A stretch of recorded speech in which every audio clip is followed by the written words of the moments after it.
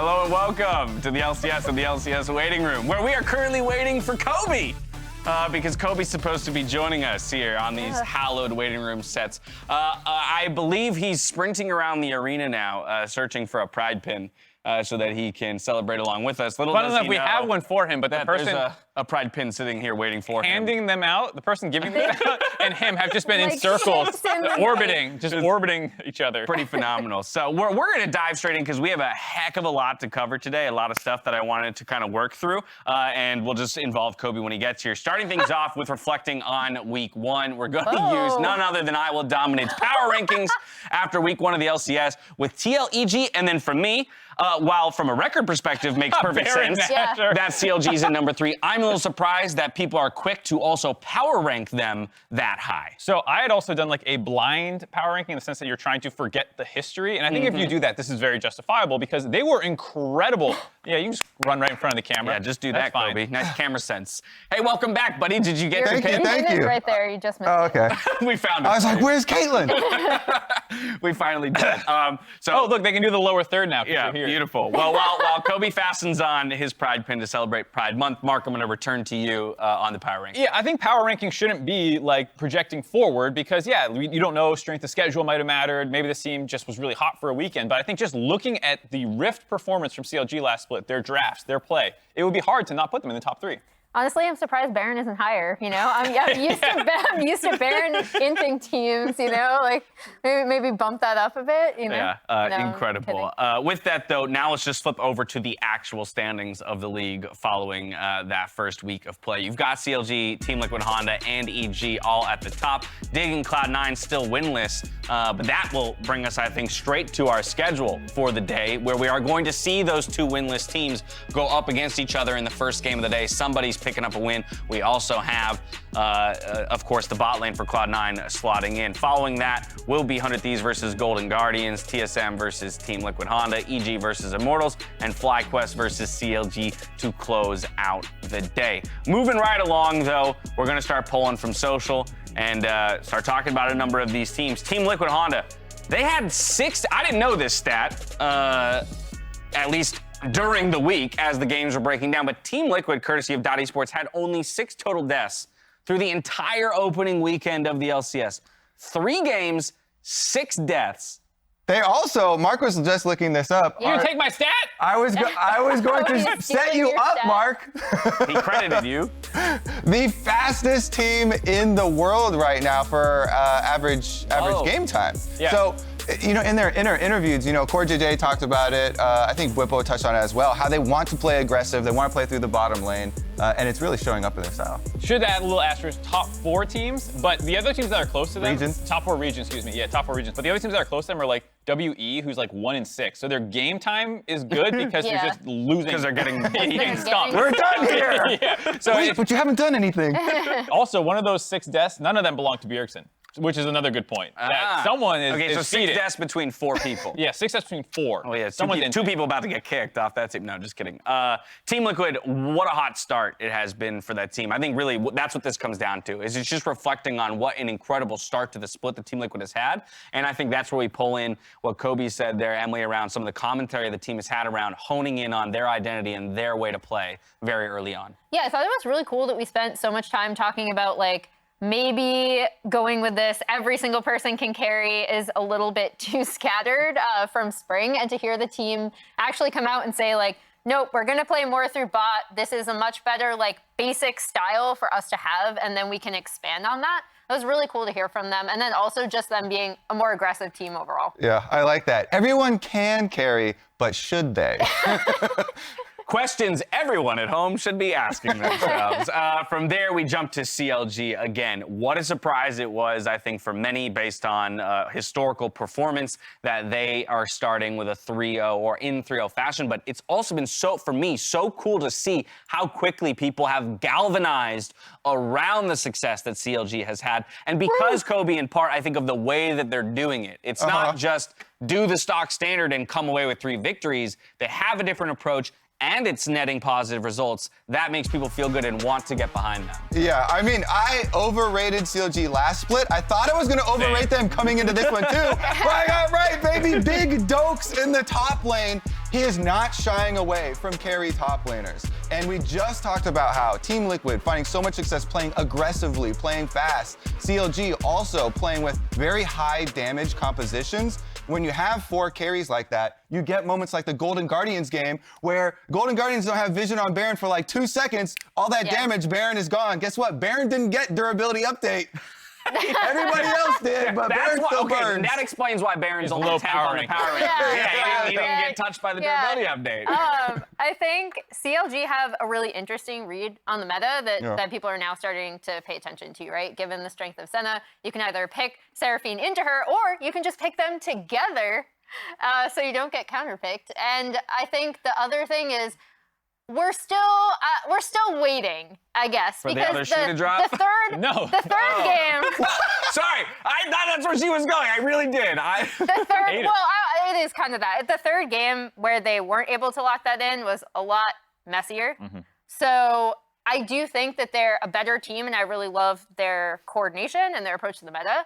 But in terms of whether they'll continue to be undefeated, I think is still going to be up in the air. I also just like the trash talk that the team's doing. It's not just on the Rift, good play, good drafts and all that, but one, obviously Dokla's interviews are incredible. But then Amazing. the mic jack came out, and in it, Palafox was like, 10th place team, by the way. And like, I was like, oh, I didn't do that, did I? I didn't rate them 10th. You put them 10? Yeah, they're blaming me. And so it was really funny just seeing the team, like, they have a chip on their shoulder, you know, they knew what the expectations were coming in. Mark put TSM higher than CLG. I had them 5th. That's why they TSM higher than me. Mark had them delete the dive power ranking Twitter. Whoa! That was you. I'm pretty sure. Are you flexing behind the scenes muscle to get evidence removed? No. That was a joke. I am happy to be wrong. I did not delete anything. I've been memeing myself the whole time. I did want to touch on the Senna point, though. Okay. Or the Seraphine combined with Senna point, because Seraphine got a big buff on live patch, too. So people watching at home, you know, they're already having success pre-buff to Seraphine, and they just increase the CC duration.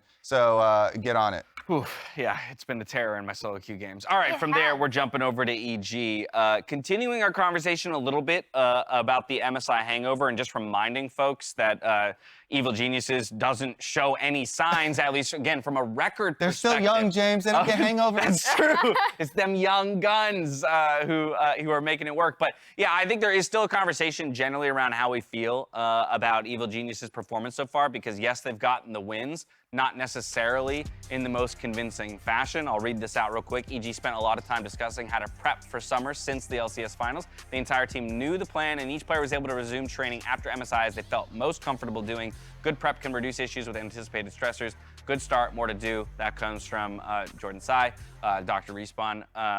Very helpful fellow, by the way. Amazing. He's worked with me on different physical therapy aspects as well. I know he works with a number of our teams, including EG.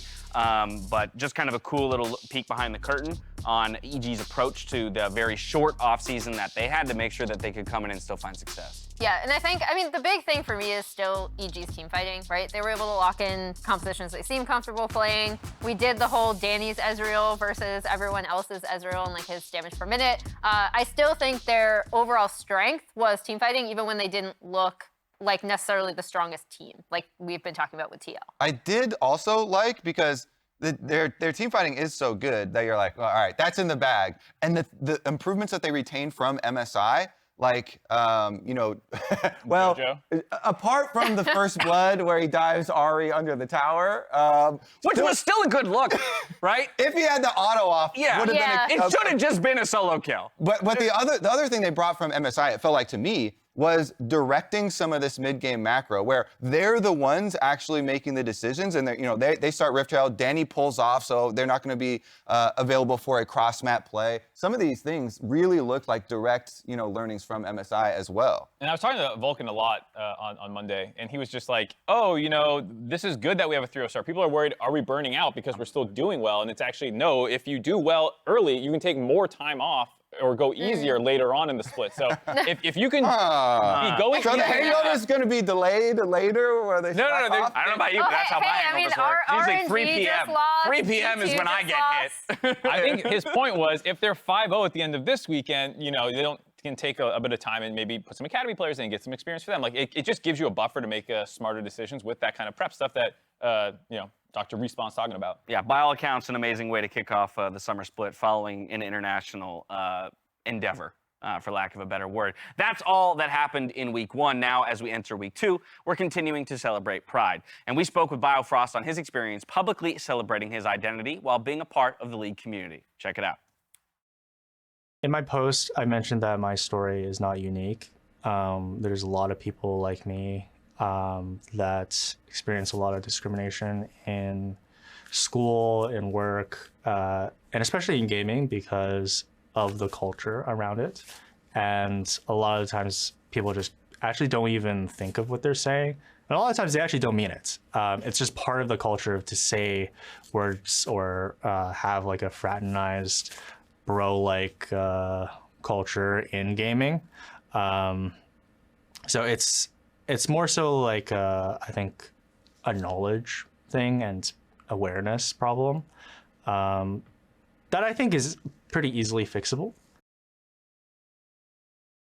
Cool to hear, and one thing that kind of came in the rough cut before that was how like overwhelmed he was at the initial response to his post.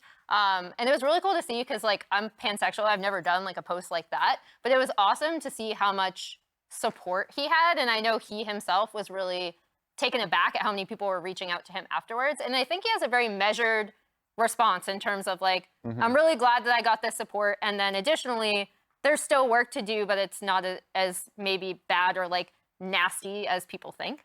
Yeah, I think it's still there is like the point that people need to get more comfortable with is like in the Reddit thread reaction when this post came out from him, everyone was like, oh, this is so great, you know, like no more problems. And that's obviously not the case. I think there's a lot of positivity from community figures and publicly, but when you get in games or when you're in the DMs, things can still be terrible. And I think people like Biofrost, you know, coming out and things like that just shows more acceptance and forward thinking, like it's okay, you know, there's people who can come out and do that, and I think that's really important. Yeah, especially with such a, you know, public figure, a pro player, you know, someone with a big reach like that, I think it definitely helps. Yeah, ultimately that's it for me, right? I mean, representation matters. And as Bio said, I mean, his story isn't unique, right? But for him to be able to put his story out into the world to allow other people to understand that, I think is kind of the most important thing. And so we will obviously continue to celebrate Pride. We have been celebrating Pride all month long, both in-game and out-of-game. I spent this morning out in the tailgate today, which is all Pride themed. I thought they had ice cream. I didn't get any ice cream. I wanted to get I was rushing around, but now that I know they have ice cream, I'm going to be... Someone get a PA out there for some ice cream! to the tailgate after this to go find some ice cream. What the heck? Okay, love it. But it's really cool to see all the teams as well. And the organizations kind of galvanized behind it too, and to see the LCS as a whole jumping on it. Now the Pride celebration continues with queer women of esports as their community competes in an all-out best-of-3 League of Legends brawl hosted by none other than our very own Evil Geniuses. Check it out later today at twitch.tv/Evil Geniuses. We'll make sure to send you there as well after the broadcast, but another very cool way to get involved this Pride Month. Of course, our pros know the meta best, and as we pull ourselves back towards what lies in front of us today, let's check in with Biofrost for his perspective on how things look so far in this current meta. I feel like right now the meta is very...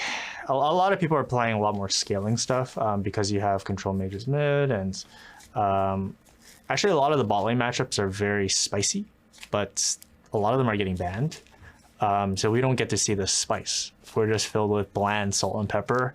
A lot of Ezreals recently because of the bans. I think over time, maybe more people like open up those champions and we can see more like skill expression in bot lane specifically. But yeah, it's very slow-paced games right now.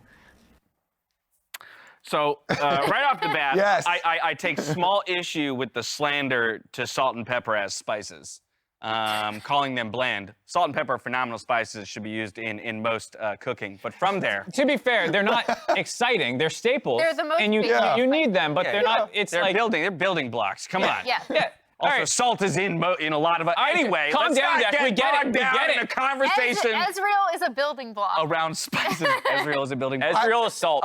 Exactly. Biofrost agrees with what a lot of our community feels, and I know a number of us at times can feel too, that in general, pro metas feel conservative and stale, and then I think that is exacerbated by the current meta, which does feel at times the most slow-paced of some of the metas we've ever seen.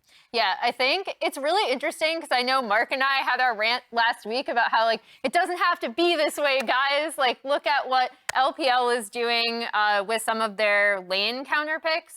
But I think overall, pro metas, whenever I talk to pros about it, it's like you don't want to go on stage and have a game be cost in a best of one when with like a draft. The flip side to that is you can come up with a really creative draft and then just smash a best of one. I've always hated that argument simply because of the reverse, right? It's like, okay, just as easily as you can lose in a draft, you can win in a draft. So I don't really understand that. To defend them a bit, the facts are with the durability update, both in solo queue and in pro play, early game kills are down. So there Yeah. are simply less early game kills. Big surprise! Everybody's got more tanky stats, so that is going to have this kind of easy shift towards this style that we're seeing. Yeah. And the salt and pepper. As far as the bottom lane picks, though, there are so many good bottom lanes right now, and I like that they're all kind of pairings. Like Biofrost mentioned, a lot of it is due to the bans.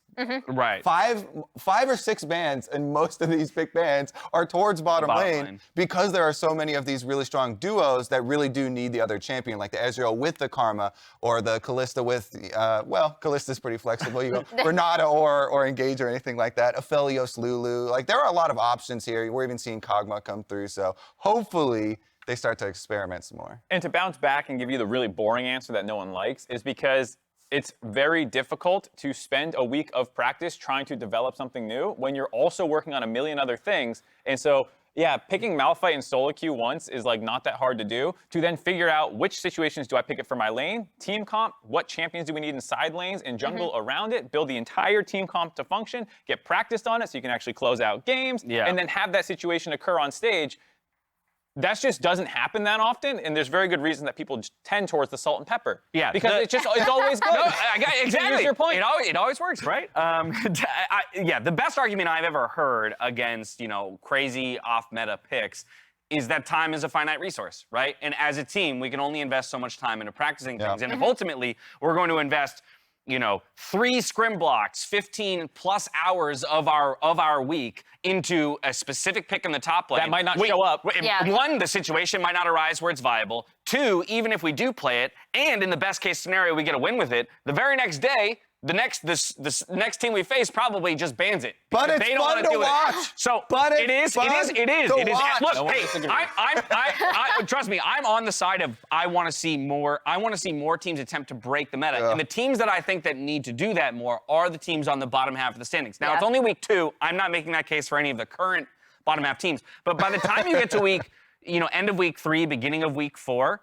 And you see yourselves 3, 4, 5 games out of playoff picture, I think that's when you need to start really considering, like, hey, maybe just doing stock standard, playing salt and pepper against somebody else's higher grade of salt and pepper. I got baking salt. You got regular salt. They've got pink Himalayan sea salt. Oh Mark's my over God. here with just regular iodized salt. That's not going to work. Morton's, baby. For Mark. For So- everyone who tuned in and didn't see the salt. Yeah, they're gonna be so confused. So here's how you cook a steak. No, I'm kidding. The other thing I'm gonna say is like practice partners are super important too, right? And that's actually where I love looking at academy because sometimes you can draw a very direct line between X team played this in academy, is the main team gonna bring it on stage, and or they might even draw a ban because of that, which is always really fascinating to me. So in other words, watch academy because you might see some of those picks there. Definitely. In conclusion, Teams are a lot more creative. I was going to say, you 100% get spicier stuff in Academy, and that is a great vote of confidence for the Academy. Champs Queue. We could clearly talk about this for forever. Champs Queue as well, nice plug. But I'm going to have to stop us down. Kobe, I'm going to send you off because I know you got to get prepped to cast, and we got to break down game 1 of the day. So let's roll that show up, and we'll catch you back here in just a minute. I'm sad we missed you at the beginning. I know.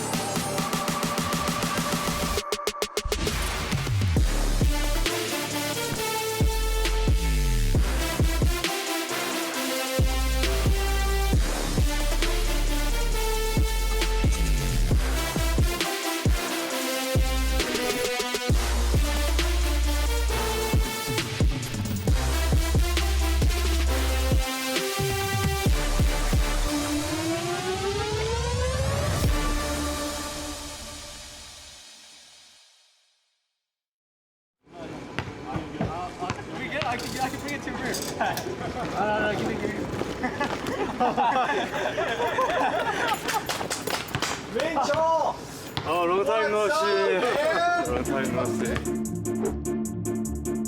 So many ask me, you have girlfriend? I don't have girlfriend. Stop asking, please. Can you give me C9 shirts?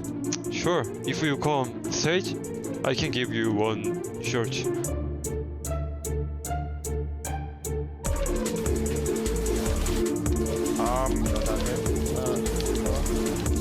Oh, wow.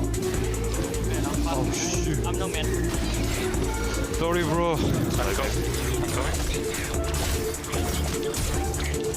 Oh my god.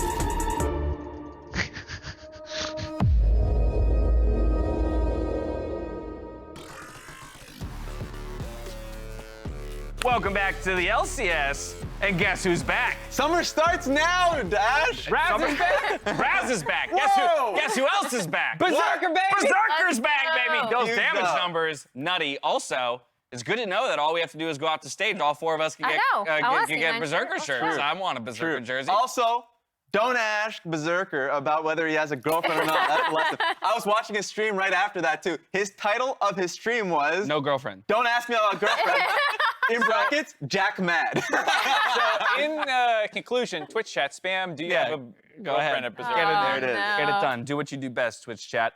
We're gearing up for our first game of the day, Dignitas versus Cloud9. Now, strength of Cloud9's full roster is going to be a question, but it is obviously also maybe enough to actually get them on the board in this battle between winless teams. Yeah, I do think C9 have issues that are not related to roster, but I'm super curious to see this bot lane. Obviously, Berserker was a beast in spring. His team fighting is so good. And then Zven is a player who just has so much experience. And yes, there's the role swap, but I'm very, very curious to see what another voice will do for the team. Berserker was the late game bomb for them last split, where if Summit hadn't crushed in the early game through the regular season, late game, his Aphelios, that play is what put him on the map, Yep. and everyone started putting him highest in their power rankings. Doublelift and other people, when they were doing that AD carry ranking, put him up there, and then it ended up with him getting second team All-Pro. So to be missing that, while you said there's other pieces that could be playing better on the team, like to get an All-Pro bot laner back is massive. Yes, like, at that time, it was the Summit show. But, Yeah. like, the fact that if Summit, for whatever reason, wasn't performing or was playing averagely or they somehow, like, neutralized him, Berserker was always going to show up in his Aphelios, and as you saw against TL later on in that split, versus bringing out the Jinx, and he was a major reason for their win. So, like, 100%, like, he is an all-pro AD carry, and he has another all-pro AD carry right next to him in Zven.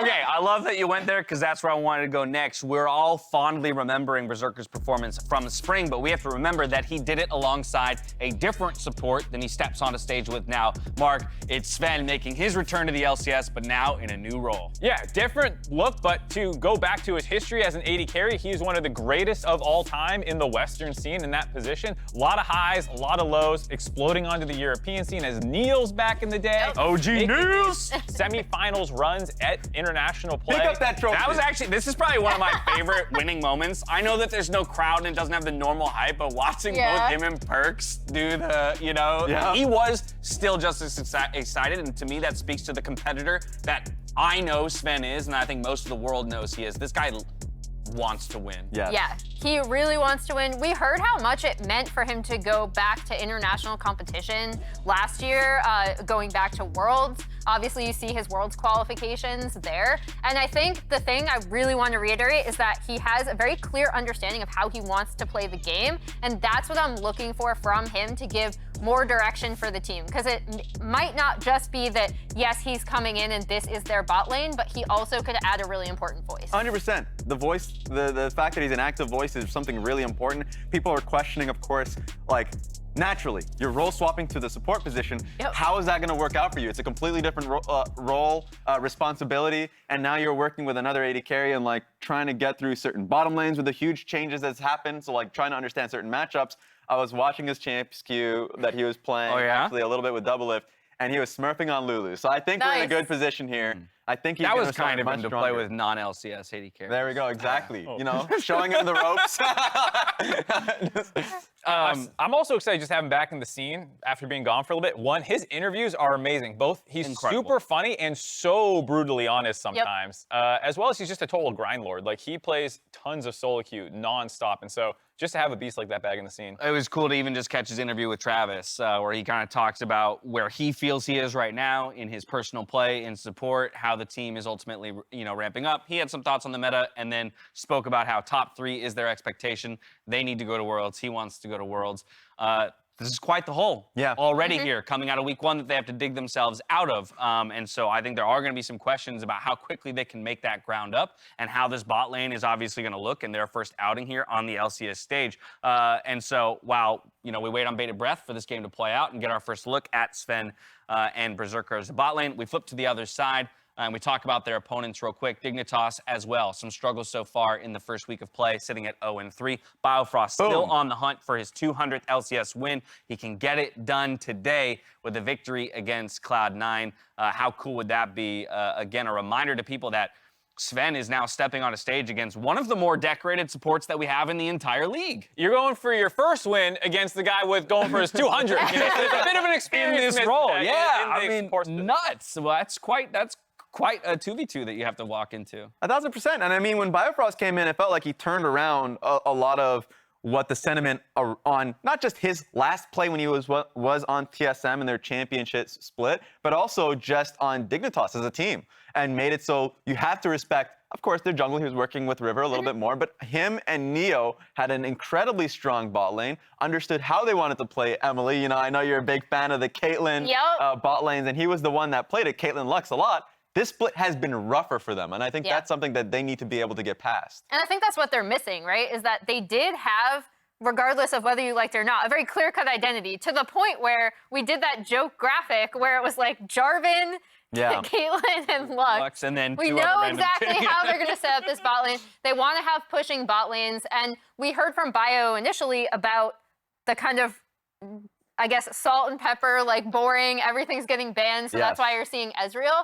I'm really curious to see what the draft is between these two bot lanes as well, because I think that's actually where Dignitas could play around if they want to get that win. I really love the idea that we're going to get to a place where we can just start referring to drafts as salt and pepper drafts. The salt and pepper drafts, they're just plain, vanilla-y type drafts. Szechuan peppercorn draft, that's what I want to see. That'd be a spicy draft right there. Quick note for those of you at home, Zven will be joining us on the desk following this game, win or loss. So we're going to get an opportunity to hear from him on what it's been like to slot into that support role. But with career accolades on the line, it's time to kick off the second week of the 2022 LCS Summer Split. I think our success in week 1 was just, I don't know, we just played better. I mean, I don't think many of the teams are good. Well, the first week of LCS went perfectly. 3-0, it's a good start, usually. I think Weepo is not bad. Like, I was impressed a lot. Like, he was playing Olaf and he solo kill versus Gnar, and it was good to see. All activated from Whippo. Whippo's back. He's a very strong opponent. If you try and play on his turf, he's definitely a force to be reckoned with. That said, fortunately, his coach from last year is on my team, so I can always ask him what I need to do in order to get in his head. Team Liquid came to Summer Split to play. Inspired reason after reset, finding more and more to kill in the rumble of the top lane turret. He does everything. I think EG are very good. I think it's going to be a really good test of where we stack. Boom, emote stat, insult to injury. I think it's pretty close in skill in the bot lane versus Danny and Vulcan. They're all getting a bit cocky, so we'll take the Nami Pegger too.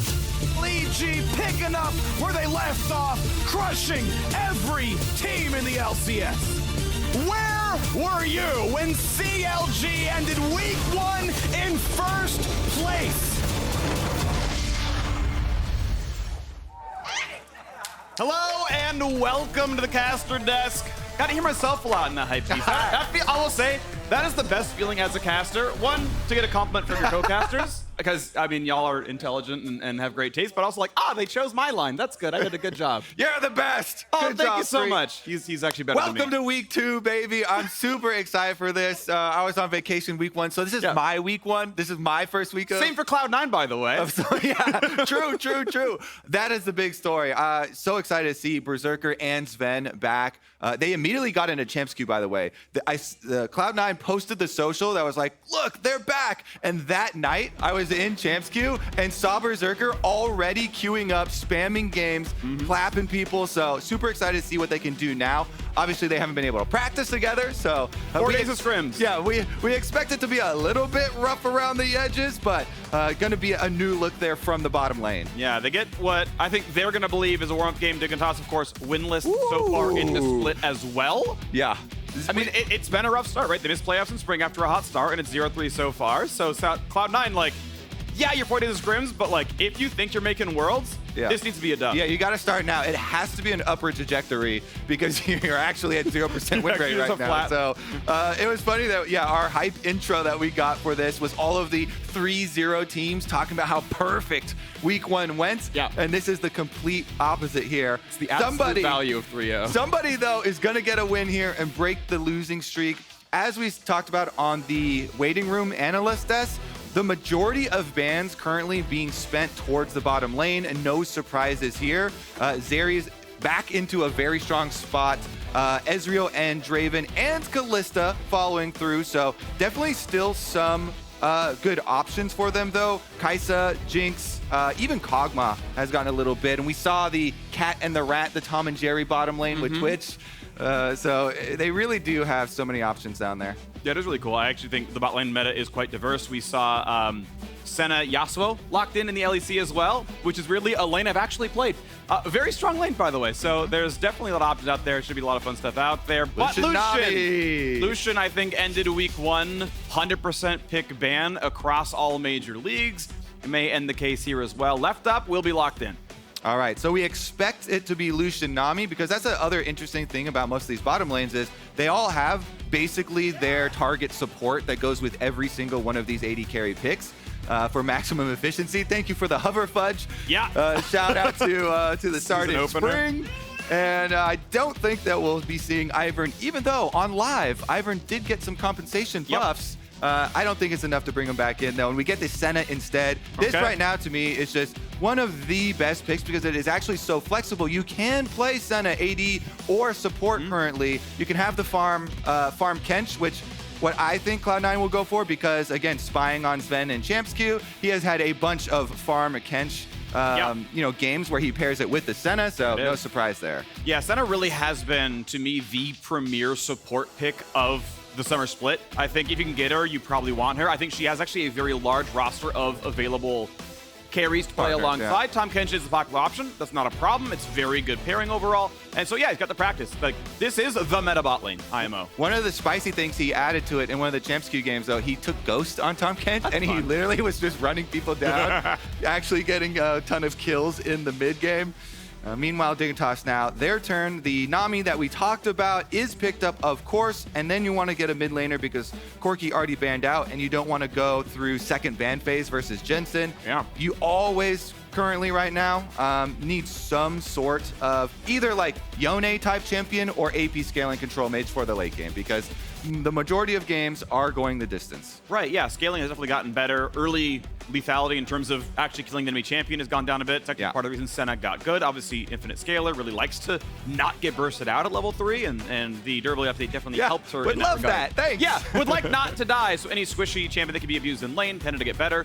Despite that, though, Lucien Nami still a prized bot lane, even with people having more health, as Wukong comes in as a great jungler. Okay, I expect a bunch of Jensen bans here then. And it's interesting because Jensen is one of the mid laners coming back from, basically his vacation where he was, like partying in Las Vegas.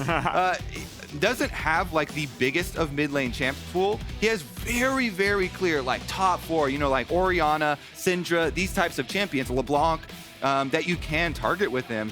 But they're actually not even going to do it. They're focusing on top lane, even without Cloud9 picking up their mid laner and opting to get that Wukong and get that jungle position locked down for themselves. Yeah. I think this is very beneficial because, now they get to throw 2 bans here.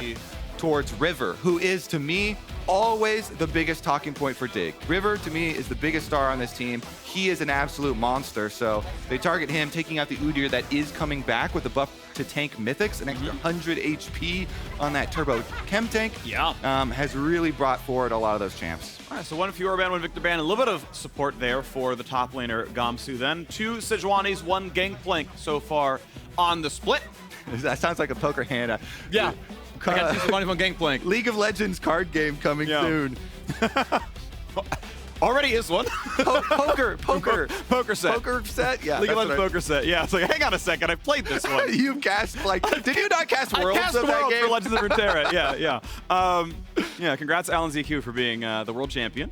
Outstanding player. Anyway, we're going to move on to the fact that it is going to be LeBlanc. You named it. Yeah. It's one of the 3 that you named, and it's going to be the lock-in. Indeed, only the Victor ban to try to remove one of the scaling options. Dignitas more worried about late-game power. Volibear going to be most likely the jungle pick. We'll see. They're going to do some kind of like jungle top double flex where they can go back and forth facing the matchup. I think it should for sure be jungle. To me, this is actually what I'm spamming right now. So since I played for so long, I don't really care what champion I play in solo queue anymore, and I just go by win rates. Oh, great, yeah. Guess what? Volibear, because you get an extra 100 HP on those tank mythics like we talked about, is in an extremely good spot. I would say very, very healthy for the Volibear player. It is, of course, an early game facilitator. Later in the game, you rely on either buying Zhonya's or better positioning to try and survive because you will get melted. But early game, it is still one of the powerhouse champions that can really facilitate getting some of these lanes like Lucien, Nami with some Volibear presence should be very, very aggressive. Kayle is a good Gangplank answer, has a very fast resetting auto attack to last hit barrels and beat him at that game. He doesn't bully her hard enough to keep her from scaling up. Not exactly the best gang assist either. Definitely a good matchup. Kayle is going to be the better scaler, and as far as like good target access in team fights, as long as Azir doesn't just completely shut her out of a fight, that's going to look really good late game. Yeah, and if we are kind of taking a step back here and now looking at the comps overall, that LeBlanc centerpiece that we mentioned for Jensen does not have a hard counter on the enemy team. There is no Lissandra, there is no point and click lockdown. Maybe Volibear can like flash Q and flash on her or something, and you can chain it into Nami CC, but barring that, Jensen actually does have a lot of opportunity in this game, so would not be surprised if Blaber focused towards the mid lane early on. LeBlanc with an early lead is great, does wonders for your mid game if you can get her some money to assassinate people towards the mid game, start roaming around. All right, here we go on to the Rift. Cloud9 versus Dignitas. We've got a battle of supports. Biofrost looking for his 200th LCS win. Zven looking for his first as a starting support. Dignitas Cloud9, let's get it.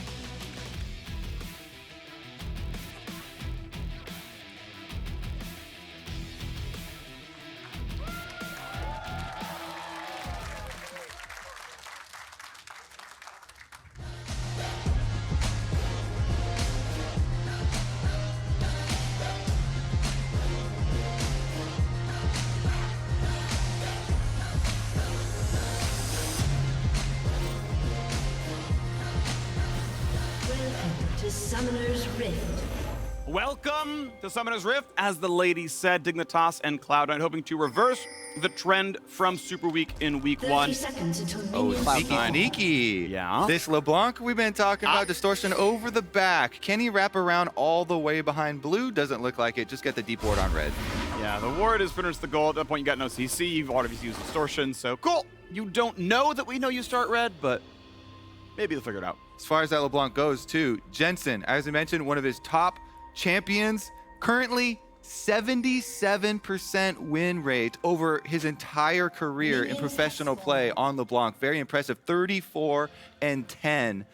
See if he can do it this time around. Has taken the teleports, all 4 solo laners with the teleports to get back to lane as well. This is one of the things, a lot of them going back towards teleports since, again, durability patch means less lethality early on. Giving you another way to get back to lane and continue having options for playing side lanes later on in the game. Unsurprising to see that it is indeed a Doran's shield for Tahm. Kench. Berserker is going to be quote-unquote support there on the Senna, as she is. And we got a quick trade on a Biofrost. Nami, of course, very solid early training. If you can ever get to the point where you only get autoed once or Q'd once, you can see like the wispy stuff on her. That means you've denied the soul so far, and your trade's gonna look a bit better. And I do want to point out, there are still rune choices that can add spice to this. If you're looking at a more defensive range lane for Lucien Nami, we'll see a lot of Guardian. But the Electrocute is so much damage for the burst combo of Lucien Nami. This is what I think of the quintessential Lucien Nami lane that wants to just annihilate you instantly. You get every little bit of extra damage that you can possibly get. So Biofrost with the Electrocute this time around, when you are a double range versus range melee setup here, you really want to keep up the offensive prowess of this lane. And as we talked about, the Volibear is going to head down, clearing from blue quadrant down to red quadrant towards that Lucien Nami lane. You want to support it. You want it to get as much leverage early in the game as you possibly can so they can snowball. Yeah. One thing we saw a lot of from week 1 actually was junglers pathing at least a little bit towards bot side and just stacking dragons. And we were actually seeing like 6-minute Dragon 1, 11-minute Dragon 2, and it was like, oh, you're on a 22-minute Dragon Soul. They have to answer you fast, and Kayle is not ready to answer you at 22 minutes on Dragon Soul. And so if the Dignitas actually play the Dragon stacking that we saw in week 1 and seemed very effective in pushing the tempo, I want to see River down there in 3 minutes. Yeah. Fudge, ding, ding, there's level 3. Everybody in chat, I can see it now. In my mind's eye, everybody always trying to count down the doomsday level ascension of Kayle. Right. Gonna still be a while before there's any sort of threat, as you mentioned. Won't be ready to answer a lot of these fights until you get those extra levels in. But bottom side, Scuttle Crab and the deep, kind of invade we saw there. No wards left behind in the blue quadrant of the jungle, but Scuttle Crab and complete river vision secured. Pretty solid bubble right there. W gets blocked by the minions, so no extra bonus damage. They'll still get passive from the Nami heal. That is one thing that Aerie gives you, by the way, is since your E will give a shield, you can actually, I believe, get more of the Lucien pass stacks that way. Bit of a trade in the mid lane. The shield comes in, blue wants to get a bit of damage. Keep in mind, casting E gives a shield, landing E deals damage. So, take that in the trade if he's going to all-in you like that. Ignite on a Berserker, he will live. The Root's going to land on a 1. He should be fine for now, though. Zven gets to land a Q, but takes a lot on the way out. He will regen it, but pretty heavy trade seems to slightly favor Dignitas. Yeah, and then you just put to the test the regeneration of this lane. Senna heals come through, great health regeneration for Zven. They're playing the wear and tear game. They've still got biscuits in inventory, so you constantly see this management of your health bar because you want to keep it in the middle here for efficiency, but not get within burst range of the Lucien Nami. And they're doing just that. Again, like I've been saying here for Zven, he is a new convert as a support and has put a lot of time on this particular support, so we'll see if he can start getting some of those early kills. He has actually done that quite a lot in the Champs Q games. Blaber now, after the full clear has been finished, starting to retake some of this vision around bottom lane. Yeah, one interesting thing actually for Zven here is the fact that he is farming, so it's like he never left. He's like, look, I'm up CS on my lane opponent. What else is new? You're playing him. Well, what's new is you're playing Tahm Kench. I know, of course. You're a frog or a catfish. Catfish. The more particular people will want to bring up. Yeah, but I do want to point out, Zven is literally up CS against Lucien Nami. Like, the man's pretty freaking good at League of Legends. On a melee champion. Like, that's impressive. That's well done. They got the lane push right now. We'll see how much it equalizes, but at the end of the day, right, like, Lucien Nami aren't winning this lane. Phreak, he brings those AD carry last hitting abilities to the support role here.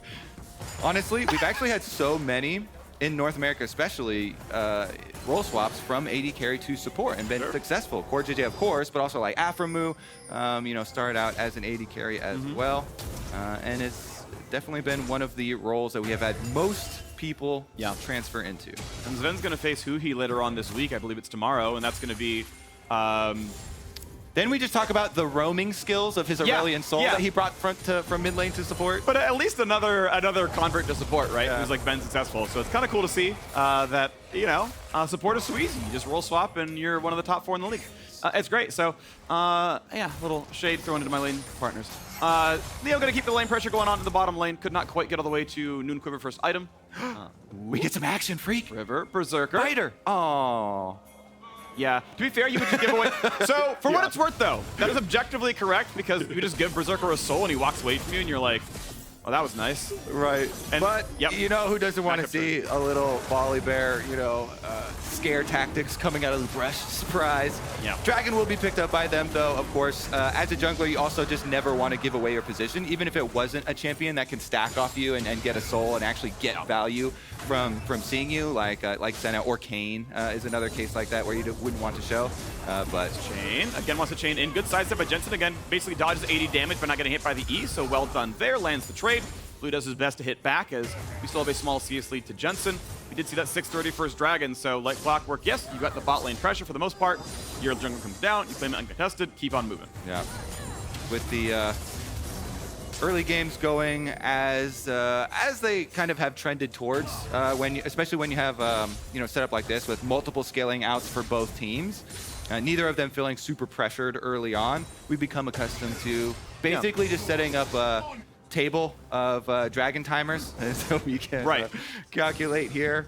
Early pace though for blue team. I do like it. They've got the Gangplank ultimate to lend to the bottom side in addition to Lucien Nami being highly aggressive, looking for kills. Yeah. River's level 6. TP up for Azir, not for LeBlanc, so a kill would be really punishing. They don't think they have the damage or any real threat to go for tower dive. Of course, Volibear is 6, so though towers are more lethal in 12.11, they were in 12.9 pre-early update. They're not like the 1210 though. No, it's not. It's the early days of 1210 when a tower shot would do like 400 damage to you. Yeah. So they're again about like 5% more lethal than pre-update, but not 20% like they were before. Big damage to Gamsu, and really she hits 6 and Kayle wins the lane. As long as you don't do anything too silly, this Scuttle will remain with you. But Blaber's gonna see it pretty soon. I'll look at Shelly, and there's the reset. They're coming over. Berserker and Zven, of course, have gone for a swap with Jensen, and so that's why Volibear has to give up this Rift Herald. Cloud9 make the call here that they are going to be able to get early gold. I would love to funnel that Rift Herald into the Kayle. If this is a full recall too, you can even further optimize it and have Fudge come down and pick up the eyeball. It's very rare that you're going to have that happen, but if he's able to push this wave and they just leave the eyeball for him there, you could funnel full money into him. If the jungle picks it up as usual there, then jungle's always going to split the money from those tower plates. Yep, Herald Charge has global range on giving it to the summoner, so that's going to guarantee at least 160. Yep.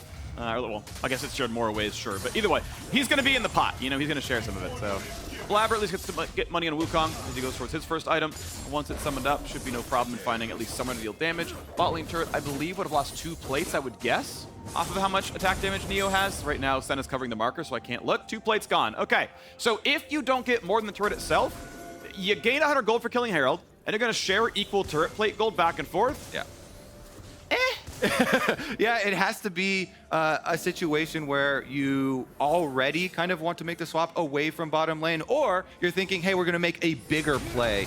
And it's actually worth it, not just the money, but to have a tower down does give you places on the map to work with. And of course, you're the team with LeBlanc. You want Jensen to be able to go around in Fog of War. Once you get to your Ludens especially, be able to burst people. River setting up for a dive though. Volibear level 6 can turn off the tower. Yeah. 3v1, Jensen ults up right now for double distortion if he needs it, as Blue is just hard coming in the lane. It's happening, baby. It's going to be a dive, but the question is, can Jensen get away from it? Because here comes the move. They know there's no wards. Here we go. Jensen, not going to distortion on anything but the Raptor Pit. And at that point, oh man, that not was even so round cool. 2. That, woo! Actually, so here's what that looked like. It was Jensen being the Matador, and Volibear just runs through here, and Jensen, with the red cape, woof, Volibear misses, distortions right back. Magic, Phreak. Magic. Wow. It goes right back in. We actually had the red color selected here on the poster. Yeah, that was good. Well done. We rarely use that one. Yeah, but use it correctly in this case. Fudge going to burn his flash, will not be in range for a second barrel. Hits for some move speed, and there goes turret off. Ulti for a bit of safety there as well. Gonna just press every button possible. A lot of R's, and that's gonna make the Pirate pretty happy. We're gonna get the shield, but Jensen's in the way. Flash into the chain. That should be a kill. That'll hand over the assist to his top laner. Thank you very much, Fudge. 100 the gold richer. First blood for Dignitas, but turned around. I know that feels Volibear too. He's just like, I gotta make an early play. Gamsu now, red buff burn. Indians know the W, and Jensen gets his second. Welcome back to the Summer Split. Who was talking last week about whoever makes the first move loses? Because the counter there from Dig was actually better than the first blood move from Dignitas. I mean, the counter from Cloud9 with Jensen teleporting up, double kill on the LeBlanc. Phreak, that's where they want the money to, early on to snowball as champion, plus the red buff. Huge stuff there for Cloud9. Here's the first look, though. They know that they can get this kill onto Kayle because of the ultimate, so that's why River flashes early to get the flash out of Fudge, turns off the turret during the duration of this Kayle ultimate. Then Gamsu also flashes to make sure they get it. And of course, you do get the bonus for first blood, but as you know, Jensen comes to collect. Yeah. Jensen always pays his debts, and he's gonna be fully funding on next back. Some big burst damage here. So Rift Herald used on the bottom side for Cloud9 to get some of this tower damage back. Well, they'll claim one plate, then slam the next two, but it's going to be a very healthy and durable turret now, so not much more gain. So it is going to be just the 2-plate charge. Of course, we did see Cloud9 got their first dragon during that replay as well. We got the picture-in-picture, so pretty tied game state, except for the fact that there is a very small goal to Cloud9 as Jensen tries again down the mid lane. Blue, nice distortion back, hits the second half, and Jensen's totally safe. Crowd loving the magic tricks. Yeah. The distortions here coming out from Jensen. See if they can actually catch anybody else here. Blaber does have ult and flash, so if they got sightings of River, this would be a collapse from LeBlanc and Wukong. They would definitely be able to kill him, actually. There's no ultimate, no flash on that Volibear. River is quite lucky that he wasn't seen earlier. If there was any vision there from Cloud9 and Jensen came over from mid lane, they would have been able to trap him on those Raptors. But pushing mid wave more important to them. They didn't have any vision, so no blood. We're waiting to see if there's any action up in the top side. Could try to stealth you. If Gamsu ever went for anything roughly melee range, even an aggressive parlay, he's going to flash for it. Actually, really goes for the play. No flash on GP means there is no way out. Hand him the kill.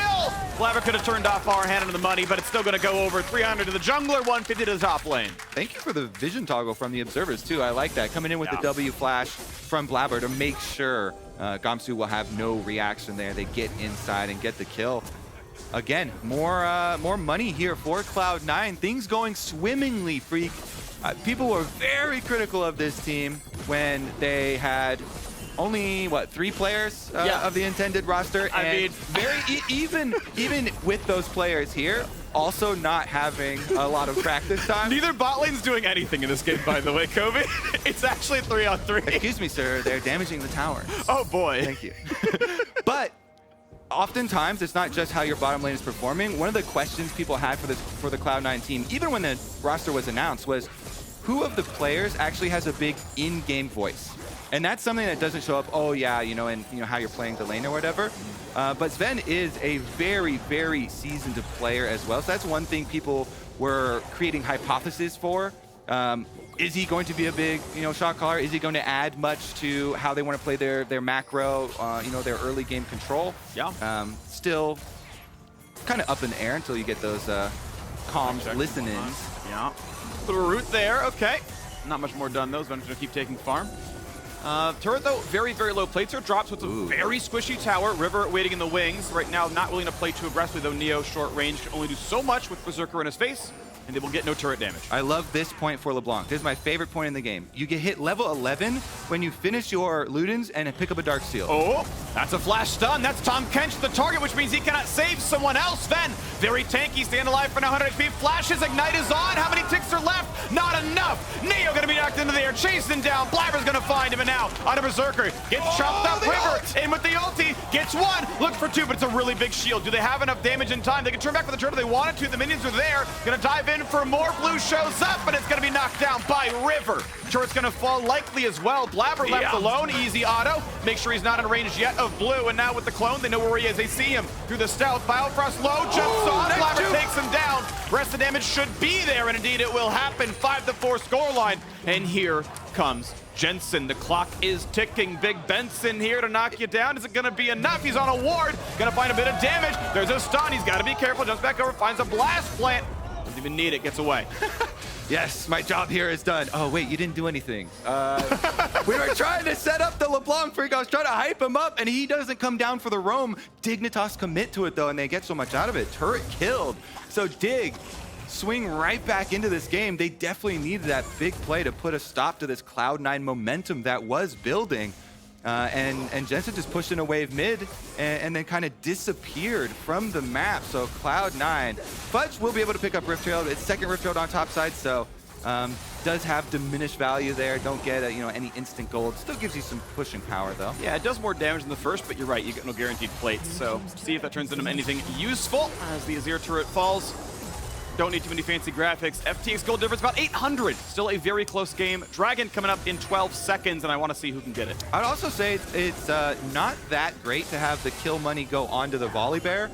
River does have a stopwatch though, so you can expect a big play pretty soon. With the stopwatch, you get to be so proactive. Cloud9 will pick up the Dragon though. It looks like a Digger pushing mid instead before they sweep over. Oh, 3k health. Maybe they can't even burn it. Blaber trying to burn it. River has ulti, has smite, can walk in. Will he get it? It's going to be the turn back for the battle right now. No smite actually up on Blaber. He can't go for the play. He actually smited a scuttle earlier. Typical Blaber behavior. Has to turn away. Ignite is on now. Gets chomped up by Zven. He's going to be fine. But now they might get it anyway. They're going to burn it down. Yes, indeed, claimed. And there we go. Jensen finds his kill in the bottom river. The dragon has been slain. Phreak, that is always a big double take move for me. When you look back over, like, wait, what? He doesn't have smite? They're literally trying to burn down a dragon with all of Dig right next to them. And they still get it. Cloud9 able to pull out a heist of their own, pick up the dragon. Does cost them mid push afterwards on the reset though. Yeah, second dragon for either team, not terribly important, but yeah, mid pressure, pretty nice here. So Dignitas get 500 gold back in their pockets, keep the game relatively close. We are on the way towards Void Staff, though, for Jensen, so he will soon be doing near true damage to many of his targets. I've got a question for you, okay? Because I've been in that scenario a lot as well, where all of a sudden you're on an important objective, and you're like, oh no, I don't have smite. And if I tell my team, hey, I don't have smite, I ping that. Yeah, but does that absolve myself of all of the guilt of not having smite because I smited something else in the first place? Hey, it's their fault then. It's their fault. Look, if you smite the mid laner and you're just like, I killed Azir, like, what's my red smites for? I told them I don't have smite. Yeah, so. if we walk over, I sping it and it's like 37 seconds and it's like, y'all can peel off if you want. You know what I know, which is I'm not winning this fight. And if it goes, like, I told you so. This is the world that we're living in now. Yeah. I'm glad you can ping summoners, though. It absolves you of so much blame.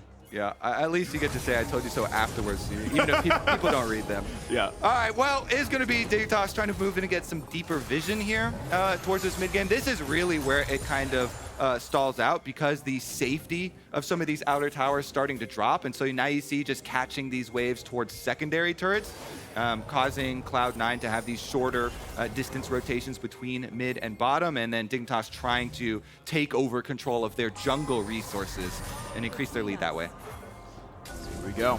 Jungle matters. Mid lane will not quite get to the charge, but close to it. So a swift breeze will be enough. Fudge level 12 has actually not managed to sit side lanes forever and gain tons of XP. Jensen's actually ahead of him in experience. So Fudge grouped a little early. Level 11 Kayle's fine. She's a real champion, I would say. So they do get mid turret with the push. Jensen waiting in the brush for anything spicy. Nicely done. You can time the auto to hit the eye during the charge. Well done by River. It does require an auto attack. Spells won't do it. So that's actually a very tight timing that he hits. Or a Volibear W, which counts as an auto. Counts as an auto, right. Yeah? Lawyered. No, you're totally right. A spell will do it. That is a spell. I call them abilities. Okay, fair enough. LeBlanc Q is a spell.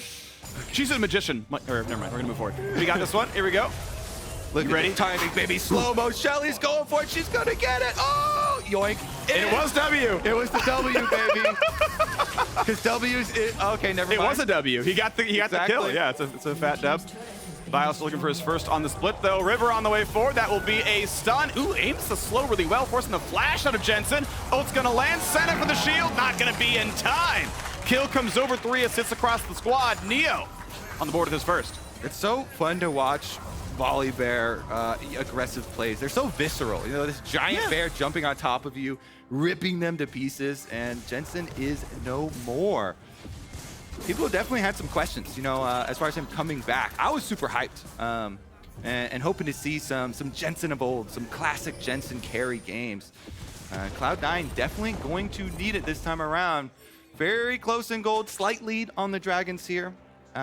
See if they can actually start to make some of those surprise plays. They do have a lot of vision coverage here for Cloud9, a lot of red.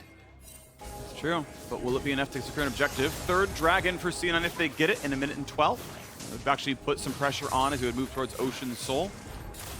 Otherwise, Baron, of course, a possibility. They got their own blue ward there. Blue himself not going to spot and kill it. Definitely one of my favorite things, too, as a jungler is having a side benefit of Senna on your team is they often will do the Umbral Glaive rush, and so you do get that benefit of the vision control and more sweeping effects, so you do have more routes to try and pull off ganks from and stuff, and you can do a lot more aggressive vision-starving plays. And now you see Cloud9 trying to utilize it. Because the Umbral Glaive hasn't procced, they know they have not been seen heading into this red jungle, setting up for the dragon. Full Supreme coverage here. All control wards and sweep from Cloud9 around the dragon, prepping for this Ocean Drake in 25 seconds. Yeah, it is nice, when you have that many just garish red wards, it just spells out Supreme. It's great.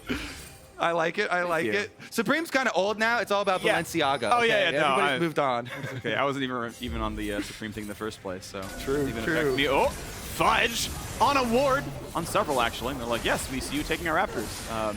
That's yours. You deserve that. Okay, here we come. Teleport's arriving. Everybody's showing up to the big party.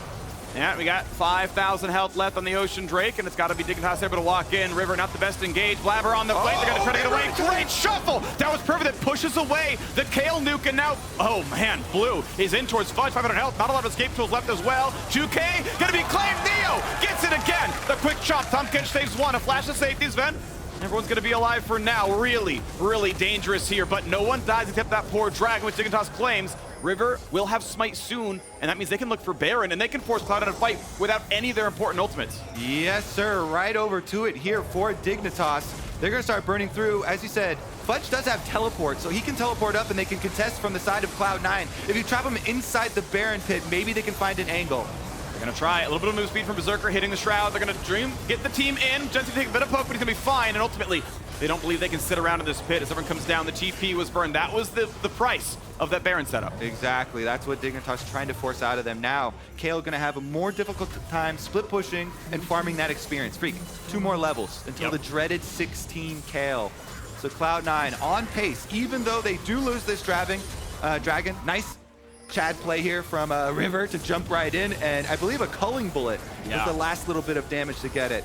But here's the initial engage. That Senna snare gets 3 of them, and it's only due to Blue, as you said, sweeping back the Wukong. So Blaber doesn't get Wukong ultimate off, doesn't get Kayle damage ult off. Blue does so much defense there for the team, but then culling plus River jumping in, they get the dragon. Tahm Kench ult is able to save Cloud9 from any tragedies there, and nobody does go down, but they did lose the dragon, and so we are very far from a Dragon Soul. This is the case where nobody's really playing off that one to end the game, and Baron is going to be the site where we win or lose. Yeah, and hey, at least in recent years, Dignitas Baron has been more of a positive than a negative, so good to see that trend reversed. Yeah, because when Jensen first joined the league, Dignitas was synonymous with, we lost the game, you're right. That was silly. Good old Skara and the boys. Good old Skara and the boys. One day I'll learn shot calling, but right now, we've got the wards going down. I mean, if you have bad Baron setups, what is that but bad shot calling, If you've watched Players, there's a line in Players that's true. Directly related to said celebrity. Meanwhile, Fudge, 15, baby.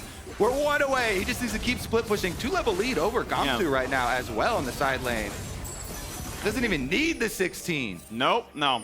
This matchup is almost unplayable from 6 onwards. Like, you can try with gank setup, sure, but you take an L for about 5 minutes, and you're like, you can't barrel me anymore. It's pretty free. So yeah, Fudge gonna feel good for a while. Up 50 CS there, of course, as well, and we just keep ticking down until it's a big power spike. Basically, permanently exalted means always has move speed for enemy champions, always has massive bonus attack speed. That's going to always feel quite good. The true damage part, that's been gone for a while, but yeah, still a very scary spike. Only towards Void third, which, is going to be a bit burstier, but partial to things like Rileys, where you can just kind of keep them in the same spot for a while. Not a huge deal regardless, but they do want to make sure they can cut through the front line. And looking now a little bit more here. River wants to jump in, finds his stun. They're going to get a bit of damage towards Zven. We'll get the shield, stays alive for now. Volibear still over the top. They're going to try to burn through both health bars, and they do. And going in for a bit more now. Blaber doesn't have a good way out. River pretty tanky. Gets the shield again, sidesteps, and a double kill comes through for Gamsu, and that should be the freest Baron setup. Load up the Dignitas party bus. Jensen gonna try and poke around on the outside, but Blue's not having any of it. Chases him off here. Gonna pop the blast cone as well so no one else can get in. There's no smite for Cloud9, so it would have to be a miracle for them to steal this. Where's the magic now? They're gonna try. Jensen, can you get the spells? Getting poked out by Blue, gets the passive popped as well. Be careful, buddy. The clone is gone, dives in with Kayle ult. Is it gonna be enough damage delivered? A shuffle back for Blue. They're gonna stay up there and take the fight.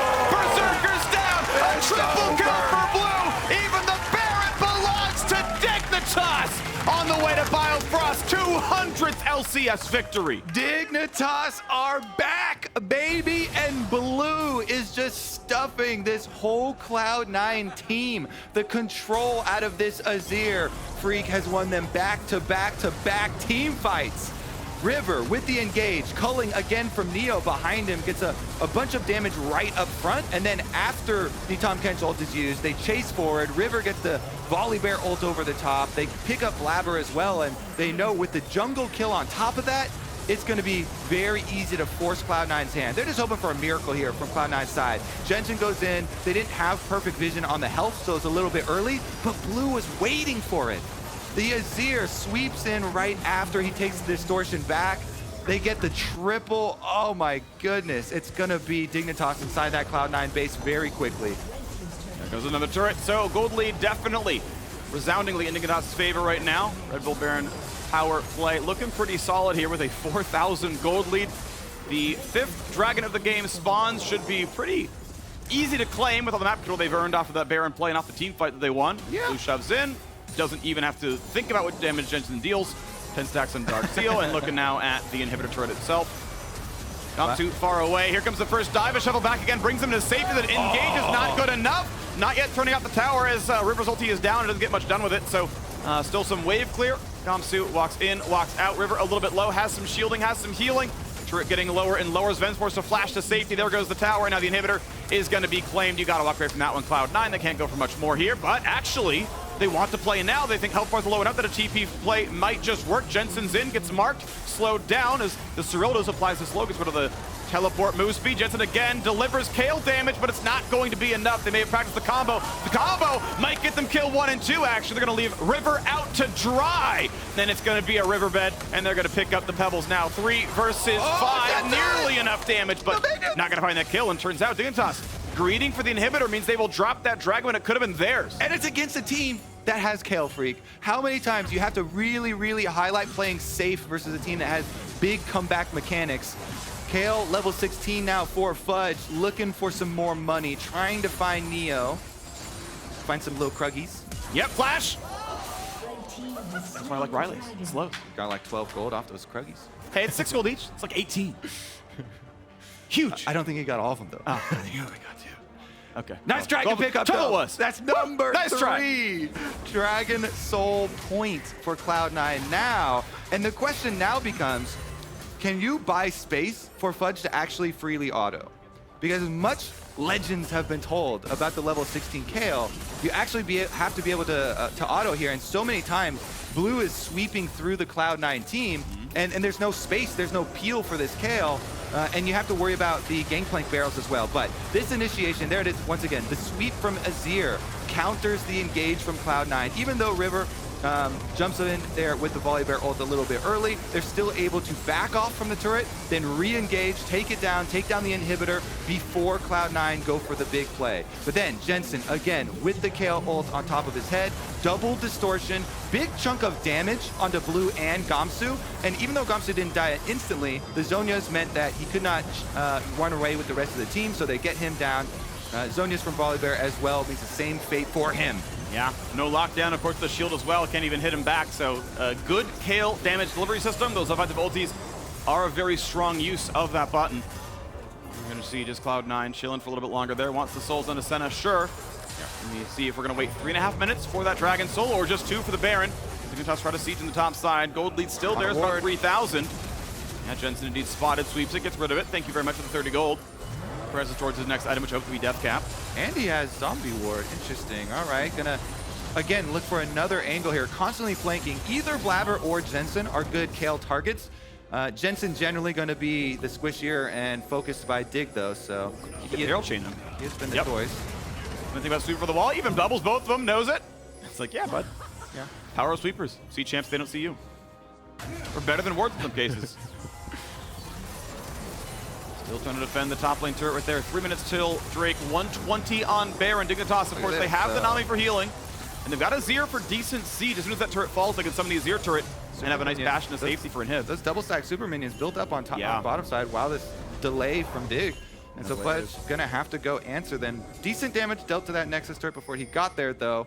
That one's gonna leave a mark. Yeah, the Nexus turrets do not regen past every sort of third of health, so the max health will be 33% from now on in this game.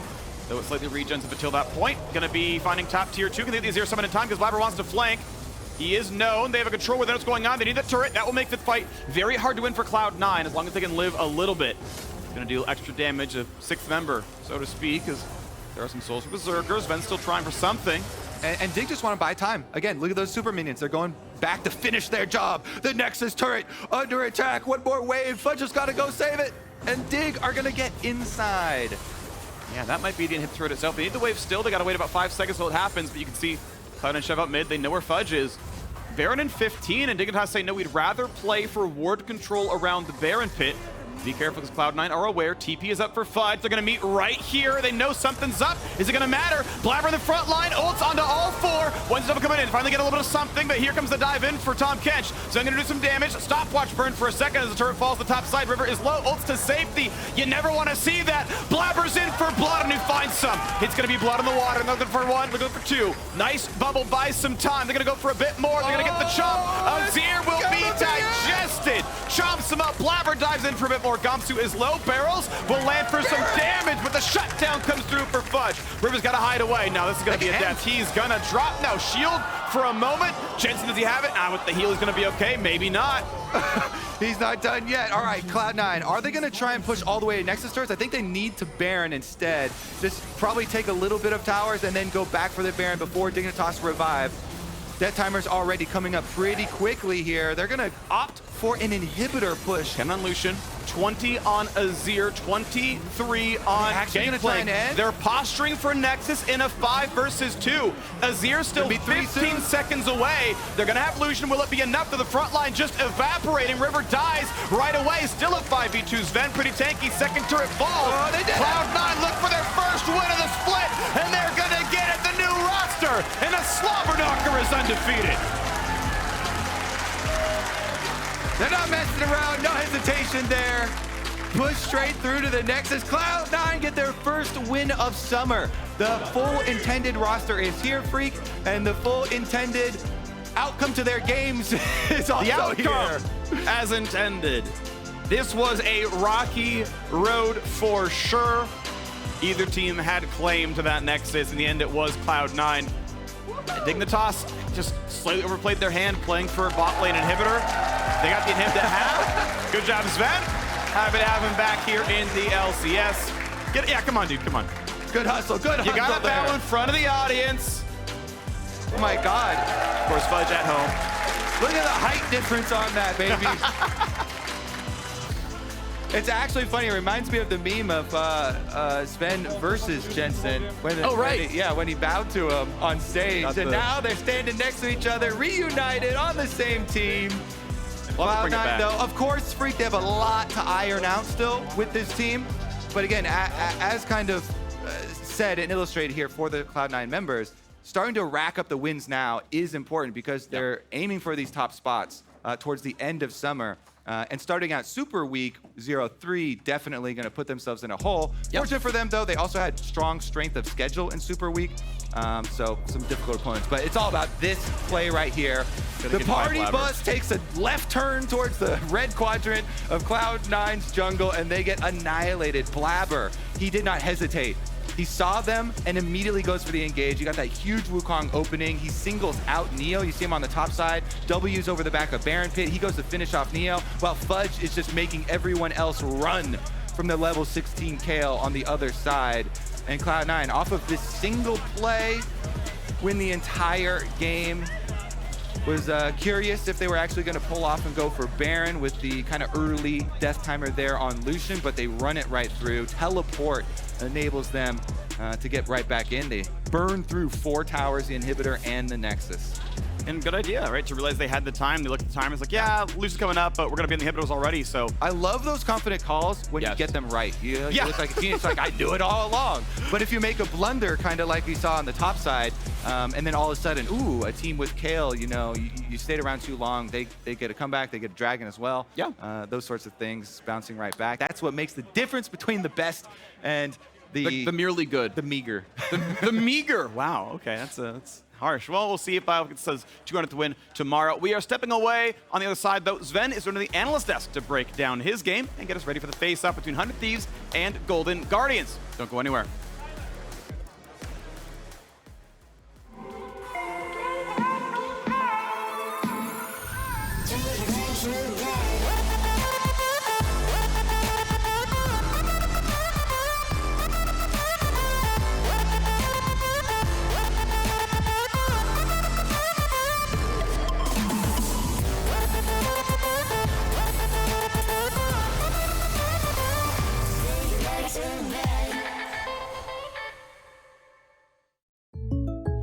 Upgrade your shimmering slippers to keep sparkling. Hey, Ash, what's your plan?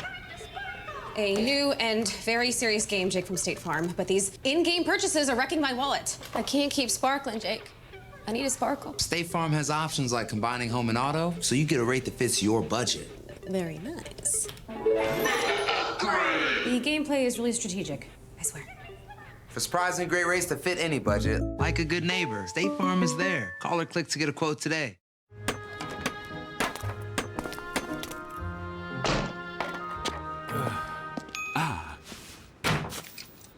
Red Bull gives you wings.